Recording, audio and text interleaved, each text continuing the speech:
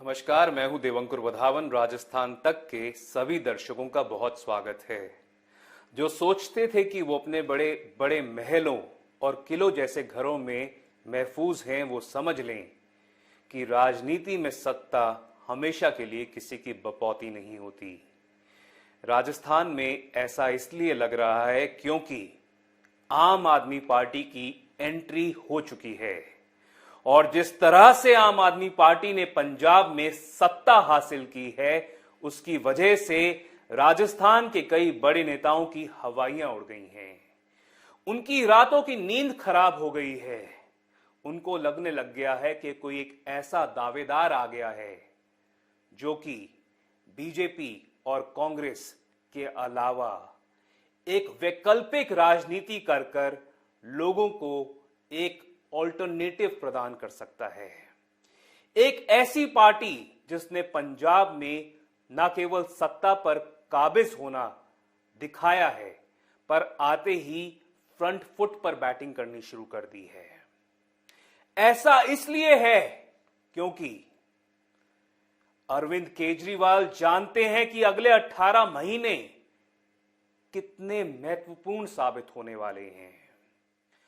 आम आदमी पार्टी पर लोगों की अब नजर बैठ गई है, ना केवल हरियाणा और हिमाचल प्रदेश में, पर राजस्थान में भी।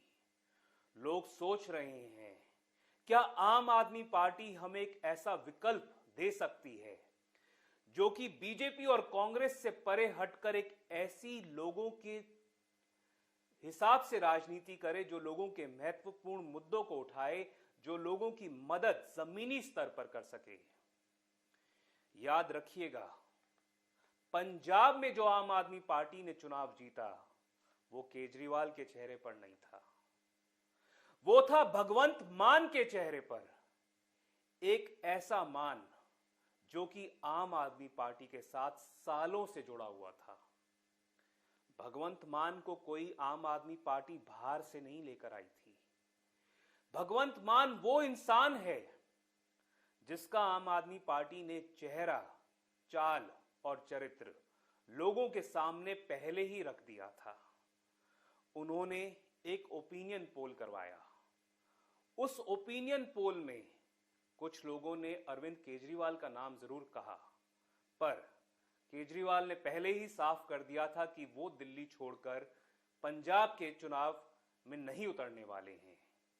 और जो बाकी रिस्पोंडेंट्स उसमें थे, उसमें 90% से ज्यादा भगवंत मान का नाम आया।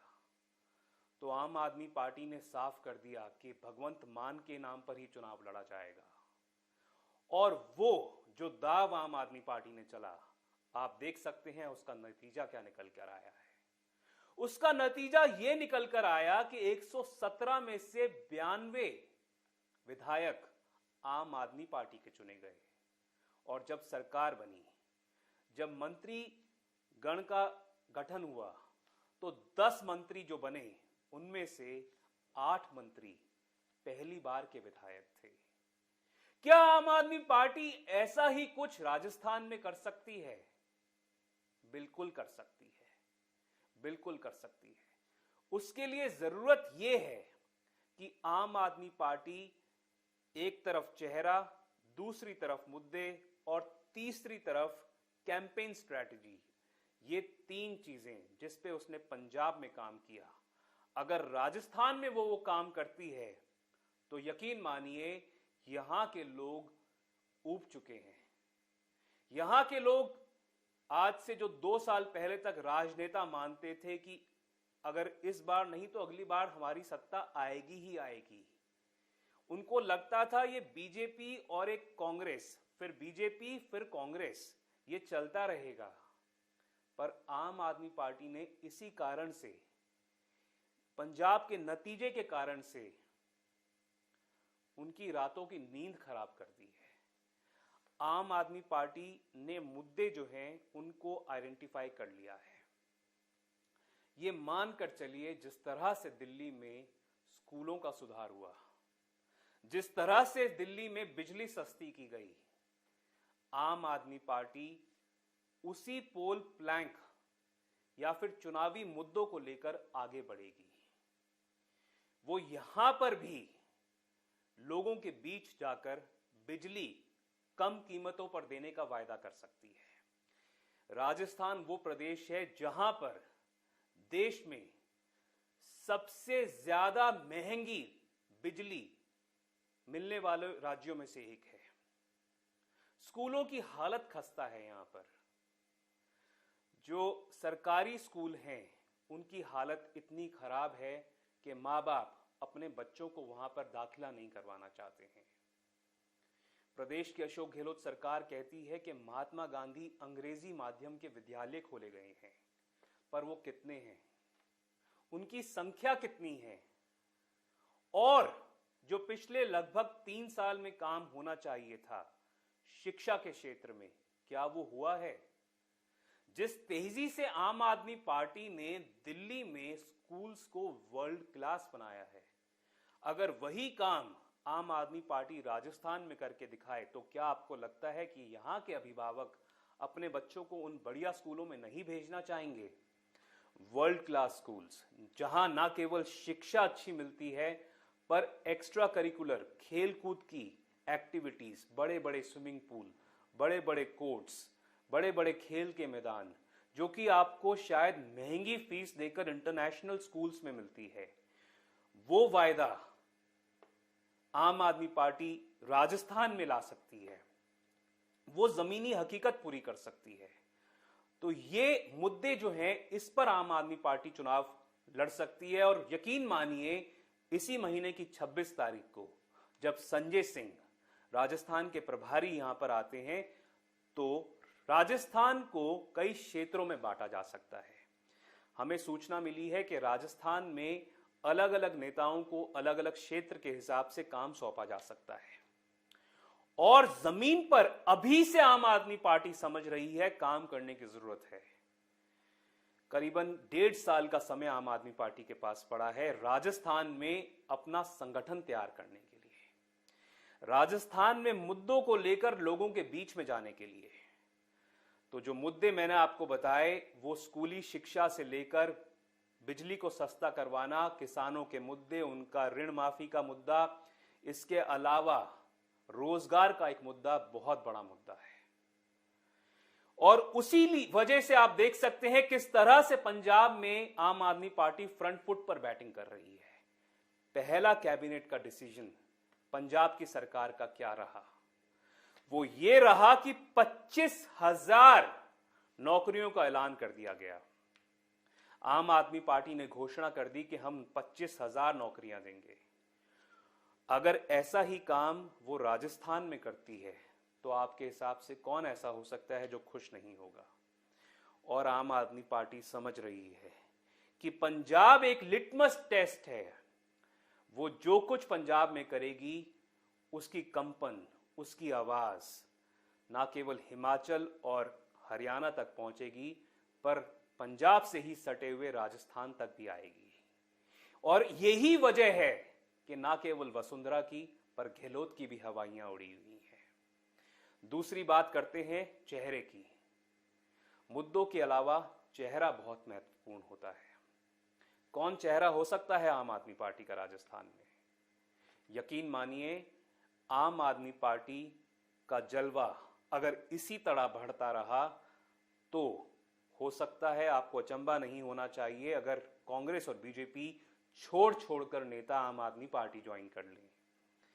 पर क्या अगर बाहर से नेता आम आदमी पार्टी में आते हैं तो ऐसे नेताओं को मुख्यमंत्री पद का दावेदार बनाया जा सकता है?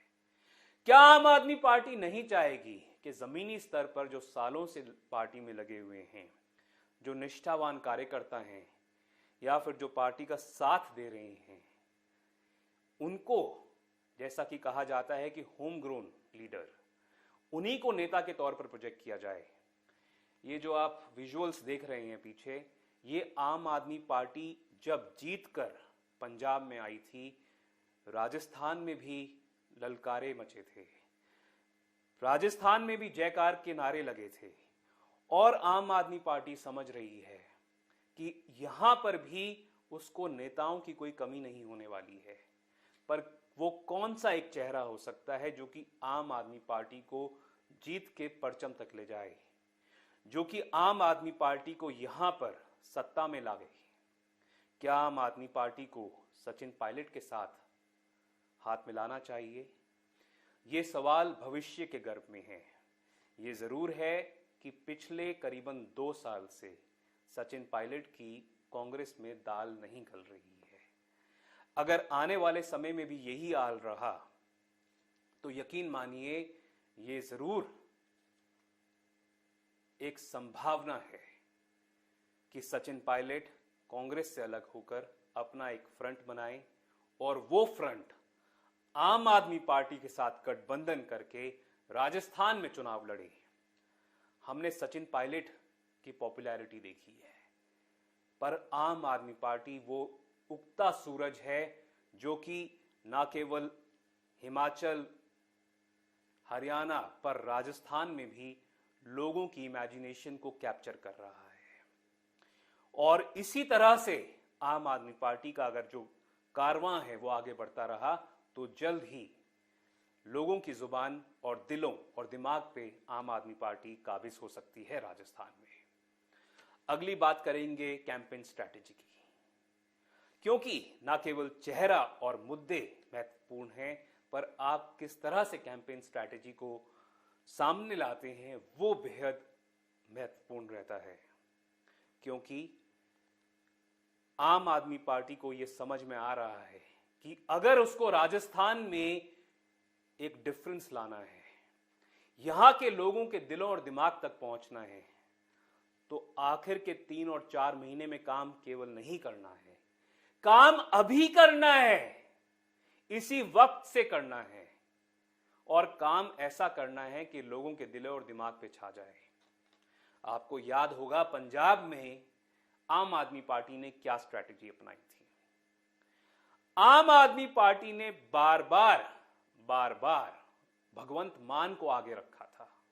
केजरीवाल उनके पीछे थे, पूरा का पूरा समर्थन दिया था उन्होंने भगवंत मान को, पर चेहरा पार्टी का भगवंत मान थे। जहां वो जाते थे आम आदमी पार्टी कहती थी एक मौका भगवंत मान को, एक मौका भगवंत मान को, और वो मौका पंजाब ने दिया है। पंजाब में लगभग 1.25 साल आंदोलन चला, किसानों का आंदोलन, और जिस तरह से भगवंत मान ने संसद के अंदर खड़े होकर पंजाब के किसानों, देश के किसानों की आवाज उठाई, कृषि कानूनों के खिलाफ आवाज उठाई, उससे वहां के आंदोलनकारी किसानों के दिल में उन्होंने जगह बना ली। एक कैंपेन स्ट्रैटेजी आम आदमी पार्टी को राजस्थान के लिए भी तैयार करनी पड़ेगी अगर उसे अपने आप को एक विकल्प के तौर पर, एक मजबूत विकल्प के तौर पर खड़ा करना है। और यकीन मानिए आम आदमी पार्टी इन तीनों स्तरों पर अभी से काम करने में जुटी हुई है। तो ना केवल मुद्दे और चेहरे उसके लिए महत्वपूर्ण हैं, पर किस तरह से वो अपनी कैंपेन स्ट्रैटेजी को, अपनी इलेक्टोरल स्ट्रैटेजी को, अपने जमीनी स्तर के कामों को लोगों के बीच लेकर जाती है, वो अगले 18 महीने साबित करेंगे कि पंजाब, दिल्ली के कामों को किस तरह से वो प्रोजेक्ट करती है और अपनी स्ट्रैटेजी के बूते क्या वो राजस्थान में लोगों के दिलों के घर में घर बना पाएगी कि नहीं, ये आने वाला समय बताएगा। पर याद रखिए, राजस्थान की जनता अब ऊब चुकी है और उसे एक विकल्प की मांग है। राजस्थान तक के लिए मैं देवंकुर वधावन।